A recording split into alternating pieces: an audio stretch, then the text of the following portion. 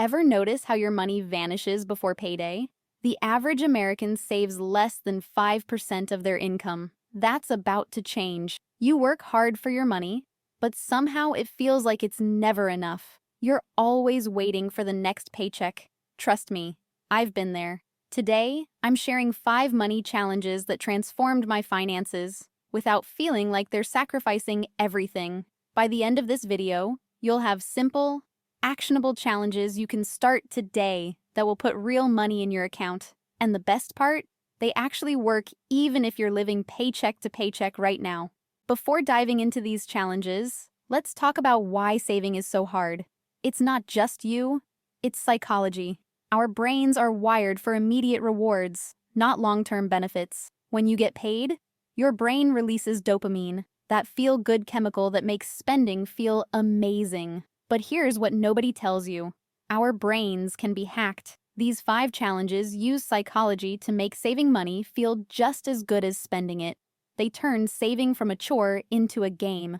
I've tested countless money-saving methods over the years. Most of them failed because they were too complicated or too restrictive. The challenges I'm sharing today are different. They're simple, flexible, and they create quick wins that keep you motivated. Challenge number 1. The 24-hour rule. Whenever you want to buy something that costs more than $50, wait 24 hours before making the purchase. That's it. Don't say no. Just say, not yet. During those 24 hours, ask yourself 3 questions. Do I need this or just want it? Will I still care about this purchase next week? Is there a cheaper alternative? What makes this challenge so powerful is that it breaks the spell of impulse buying. Studies show that the excitement of a potential purchase fades dramatically after just 1 day. I started this challenge last year when I nearly bought a $300 jacket I didn't need. After waiting 24 hours, I realized I already had something similar in my closet. That single decision saved me $300 in 1 day. Let me give you some real numbers. The average American makes 12 impulse purchases every month, spending about $276. If you apply the 24-hour rule and avoid just half of those purchases, you'll save $1,656 per year. To make this challenge even more effective, keep a didn't buy list. Every time you decide not to buy something after waiting 24 hours, write down the item and its price. At the end of the month, add up how much you saved and transfer that amount to your savings account. You'll be amazed at how quickly it adds up. Challenge number 2 is the no-spend weekend, and it's exactly what it sounds like. An entire weekend where you spend 0 money. No takeout, no online shopping, no coffee runs, nothing. Plan your meals ahead, find free activities, and get creative. Now, I know what you're thinking. Sounds boring, right? But here's what happened when I tried it. I discovered free hiking trails I never knew existed. I finally read books that had been collecting dust on my shelf. I invited friends over for a potluck instead of going out.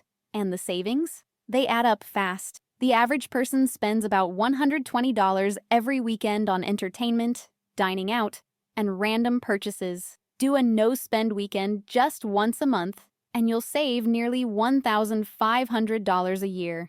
But there's something even more valuable than the money saved. This challenge forces you to get creative and actually enjoy simple pleasures again. It breaks the connection between spending money and having fun. Some of my most memorable weekends have been no-spend weekends. Last summer, instead of going to an expensive concert, my friends and I had a backyard music night where everyone played their favorite songs. It cost nothing but created memories worth way more than any concert ticket. Here are some free weekend activities to get you started. Have a movie marathon with films you already own, or free streaming services. Go hiking, biking, or explore local parks. Host a game night with games you already have. Try new recipes with ingredients already in your pantry. Visit free museums or community events. The key to making this challenge work is preparation. Plan your meals, withdraw from social media so you're not tempted by ads, and have your free activities lined up beforehand. Challenge number 3, the 30-day saving sprint. For 30 days, you save an increasing amount each day. On day 1, save $1. On day 2, save $2. Day 3, $3. And so on until day 30, when you'll save $30. By the end of the 30 days, you'll have saved $465. That's nearly $500 in just 1 month without making any drastic lifestyle changes. What makes this challenge so effective is the gradual progression. Your brain hardly notices the increase each day, but the results are dramatic. It's like training for a marathon. You don't start by running 26 miles, you build up to it. When I did this challenge, I used a simple method to make it stick. I created a calendar with each day's amount written on it. Every time I transferred money to my savings, I crossed off that day with a big red marker. That visual progress was incredibly satisfying. The first few weeks are easy. Who can't spare a few dollars a day? The challenge comes in the final week when you're saving $25 to $30 daily. That's when you might need to get creative. Maybe cook at home instead of ordering takeout or carpool to save on gas. If $465 doesn't sound impressive, think of it this way. If you did this challenge just 4 times a year, you'd save $1,860. That's enough for an emergency fund, a vacation, or a significant debt payment. And if the increasing amounts seem too challenging, try the reverse method. Start with $30 on day 1 and decrease by $1 each day. Many people find this psychologically easier since the challenge gets simpler as you go. Challenge number 4, the cash envelope system. An old-school method that still works wonders in our digital age. At the beginning of each month, withdraw cash for your variable expenses, things like groceries, entertainment, dining out, and personal spending. Put each category's cash in a labeled envelope. When an envelope is empty, that's it. No more spending in that category until next month. I know what you're thinking. Who uses cash anymore? But that's exactly why this works. Studies show that people spend 12 to 18% less when using physical cash versus cards. There's something psychologically painful about handing over actual money that makes us think twice. When I first tried this system, I was shocked at how quickly my dining out envelope emptied. It forced me to be more selective about where I ate and when. By the 3rd month, I was saving over $200 just in that category alone. The magic of the envelope system is that it makes the abstract concept of a budget tangible. You can physically see how much you have left to spend in each category. Start with these common categories: groceries, entertainment, dining out, transportation, gas parking, etc., personal spending, coffee, snacks, etc. Keep your fixed expenses like rent and utilities on autopay as usual. This system is just for the variable expenses that tend to get out of control. 2 important tips. First, always include a fun money envelope. Even if it's just $20, having some cash designated for guilt-free spending will keep you from feeling deprived. Second, if you have money left in an envelope at month's end, split it. Half goes to savings and half rolls over to next month's envelope as a reward. If carrying cash makes you nervous, try a digital version. Challenge number 5, the Roundup Challenge. Every time you make a purchase, round up to the nearest $5 or $10 and transfer the difference to savings. Buy a coffee for $3.75, transfer $1.25 to make it an even $5. Spend $46 on groceries, transfer $4 to make it $50. This challenge works because the amounts are so small that you barely notice them, but they add up quickly. The average person makes about 70 transactions per month. If you save just $2 per transaction, that's $140 monthly, or $1,680 annually. What I love about this challenge is how painless it is. You're never transferring large amounts that hurt your budget. Instead, you're skimming a little off each purchase, money you probably wouldn't miss anyway.